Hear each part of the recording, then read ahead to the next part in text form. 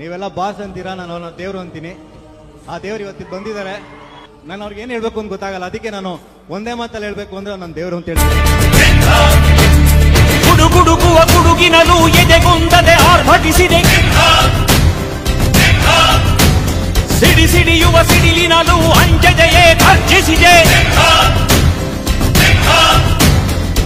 ಹೆಜ್ಜೆಲಿ ಅಚ್ಚೊತ್ತಿದೆ ಕಟು ಸತ್ಯವು ಧರ್ಮ, ಕಣ್ಬಿಟ್ಟರೆ ಎದುರಾಣಿಯು ಭಸ್ಮವೇ Narasimha. Welcome everybody, celebrating birthday blast off. How about the bass? Happy birthday, happy birthday, birthday blast off.